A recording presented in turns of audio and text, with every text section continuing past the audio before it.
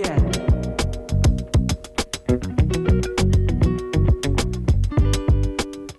In the episode number 114 of the A.S.A.P Tech News, we talk about NeoForza and their new DDR5 7200MHz RAM kit, the latest NVIDIA graphics card driver now at version 528.49, the latest Intel graphics card driver now at version 101.4123 beta, and Raijintek launches a pump and CPU block assembly for the water cooling market.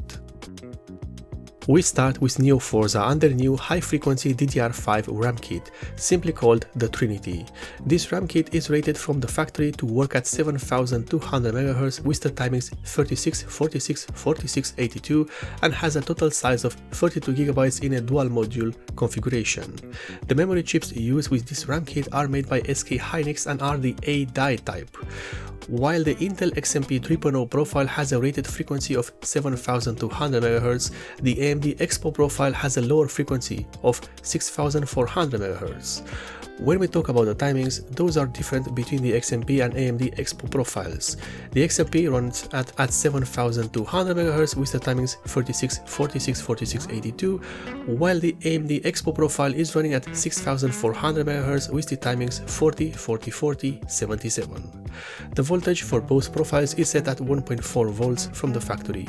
Unfortunately, no pricing or availability are available right now. Next, NVIDIA has a new game-ready driver, now at version 528.49. This new driver brings out day one support for a few video games, namely Halo No. 2, Perish, Company of Heroes and World of Warcraft with NVIDIA Reflex. In terms of fixed issues, we have a few, with Adobe Bridge, stability issues with driver version 528.02, disabling Hitman 3 resizable bar profile on Intel platforms, Discar updates causes GPU memory clocks to drop to P2 state. And for issues left unresolved, we have plenty of those as well, but too many to name in a simple news video.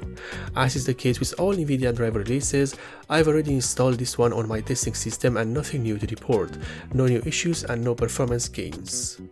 We continue with Intel, which has released Day 1 drivers for Hogwarts Legacy and Returnal.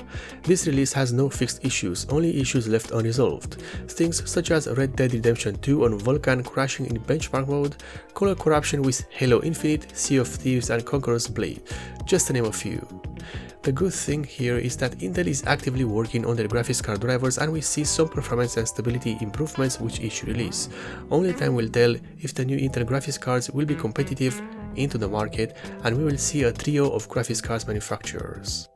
And finally, Raijintek introduces the Forkis DDC Ultra, a CPU pump plus block assembly that is aimed towards the water cooling crowd and DIY market.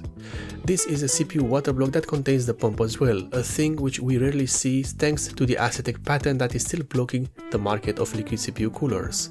In terms of dimensions, this CPU block has a height of just 45mm and a width of 80mm. The base plate is made from nickel-plated copper and the mounting system uses all metal components. The pump inside the water block is a DDC Ultra pump with a lifespan of 50,000 hours and a ceramic bearing. Right now, the pricing for the CPU block is not known. And this is the end of the episode number 114 of the A.S.A.P Tech News, one of the few tech news series which aims to deliver you the news as fast as possible for your convenience.